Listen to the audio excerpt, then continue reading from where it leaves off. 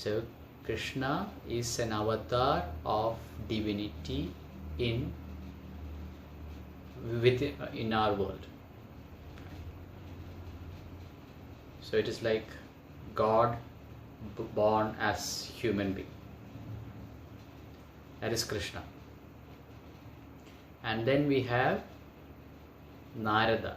Narada is, you can call him as his close friend. We'll explain about Narada in detail later also. So both of them decide to go for a walk. Okay.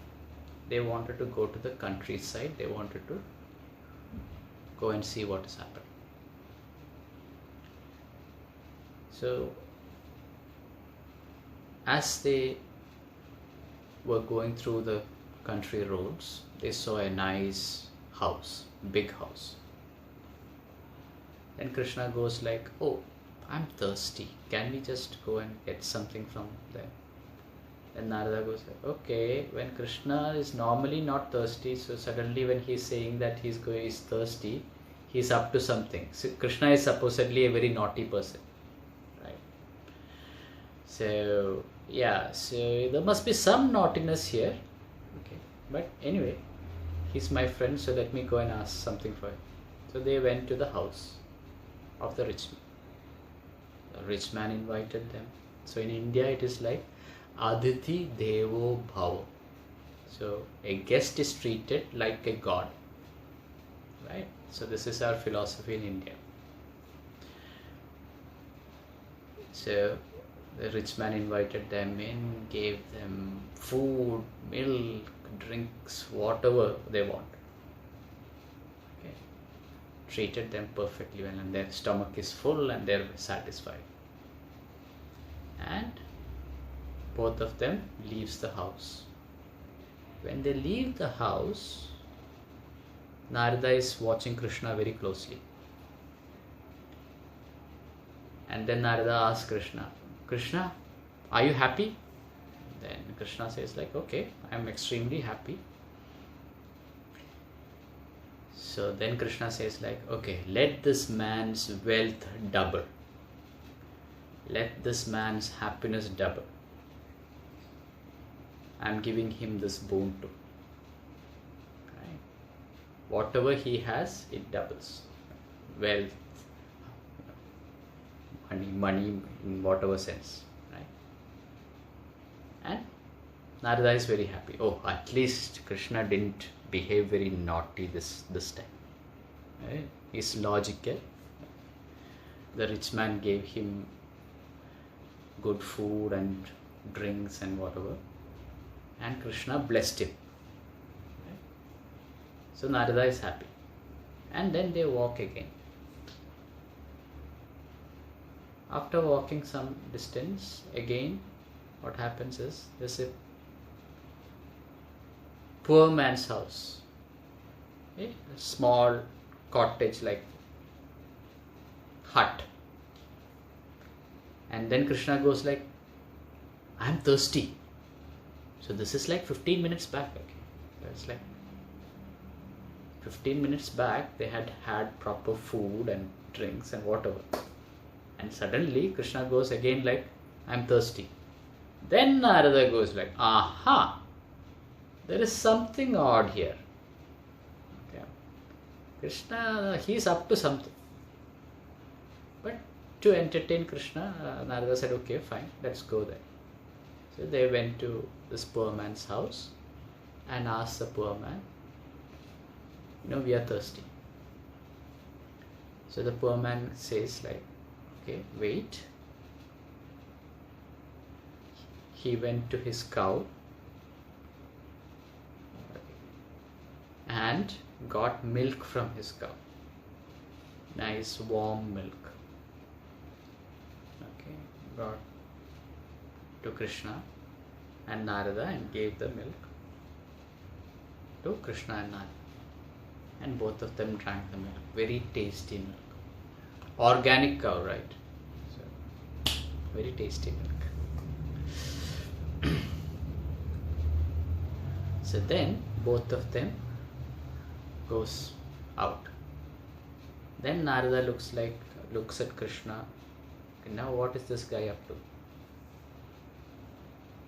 And Krishna goes like, let this man's cow die. Then Narada is like, what are you doing? This poor man, he doesn't have anything other than the cow. Right? He's only wearing his loin cloth. He doesn't even have proper clothes to wear. Only his possession is the cow. Right? And cow is so close to him. It is like in India, you treat cows like dogs. It's like a family member, right? All of us treat dogs as family members. So in India, cows are also treated as family members, because in olden days, every house had a cow, right? And it used to be like dogs only. So it's like a family member. And this guy used to love the cow so much. Right? And Krishna goes like, okay, let the cow die. Then Narada, my God, why are you doing this? Right? He gave the only milk. If he has given that milk to us, that means that he is going to go hungry. And he has given that milk to us, and you are cursing this person. Why did you do that? Narada is like getting anxious and worried and angry. So then Krishna goes like, see, the rich man, he had lots of money, right? But he was so interested in money, making more money. For him to reach me, or to reach the divine understanding, will take many ages or many lives and deaths, okay, many rebirths. Right? Because he is so caught up in his riches. So I thought, let him enjoy. I gave him more riches. Right? And for this poor man, the only thing which is holding him to the material world is that cow. Once that cow is gone, he directly comes to me. He will be part of me. Right? He will understand the divine nature of me, or he will understand the divine consciousness. He will understand the universal consciousness. So the only thing which is a barrier for him to understand me, when Krishna mentions me, he means divine consciousness. The only thing which is a barrier for the poor man to reach the divine consciousness is the cow. So I took the cow away from him. Now he is directly with me. Right? Now, this you can take as a mythical story. In our culture, we have so many of these mythical stories. But each of the story has got a deep yogic significance, deep moral behind each of the story. Now, I want each one of you, I'm going to ask each one of you, what do you understand by the story? Okay. So starting with Natasha, go. Understanding the whole truth.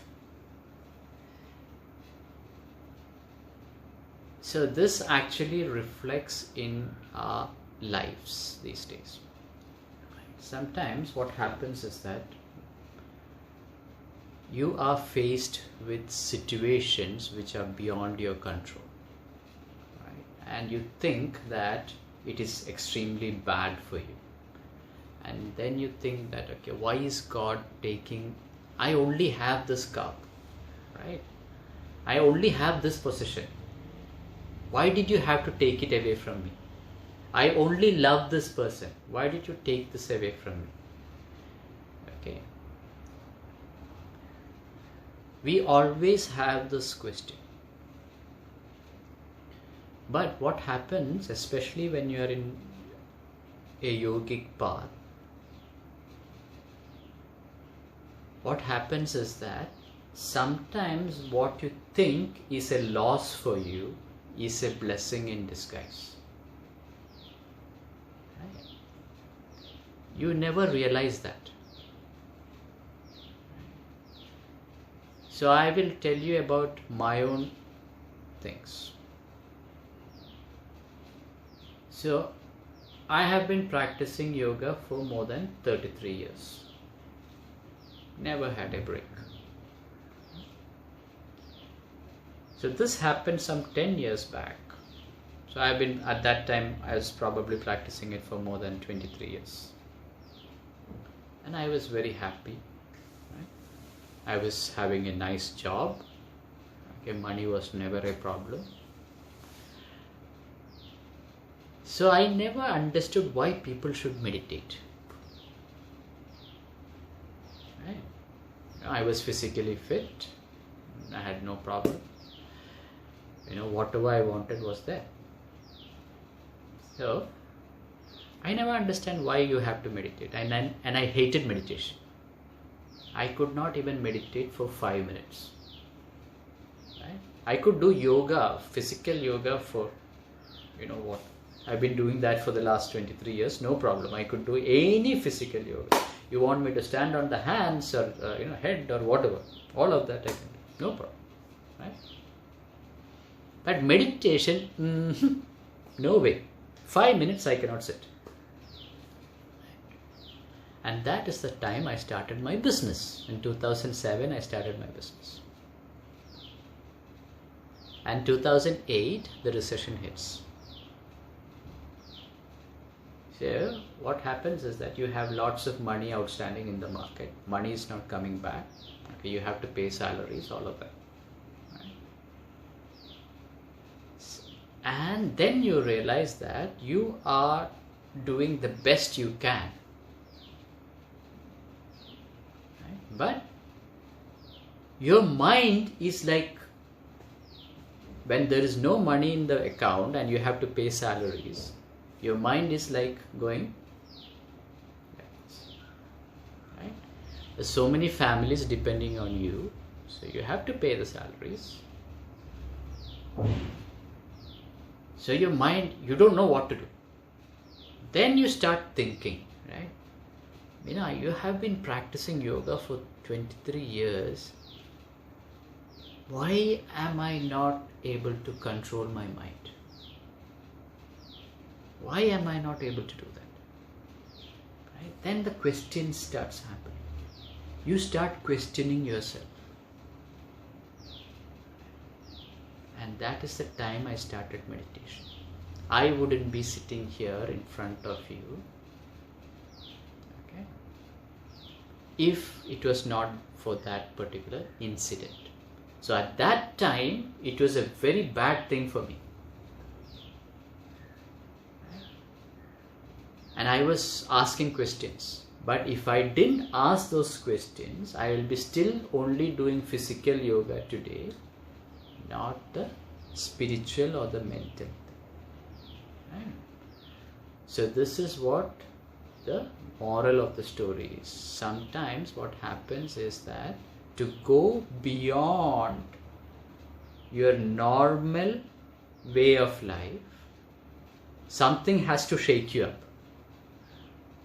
Right? Otherwise, you are so complacent with what is happening around you. You are happy. You are in your comfort zone. Right?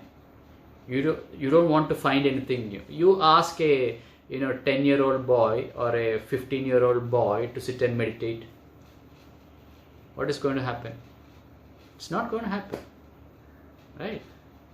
They are probably interested in girls and what not. Right? Then they will never sit for 5 minutes for meditation. Right? So for those kind of boys, we show them six-pack. Okay, you want muscles and all that. You come for yoga, right? We show them six-pack. Yeah, okay, you can do six-pack. You don't have to have drugs to have six-pack. Okay, you can do yoga and get six-pack, no problem. We'll show you how to do it. You want muscles, you do yoga and you can make muscles. We show them all of that. But if you ask him to sit and meditate, no way. Right? I have gone through that phase.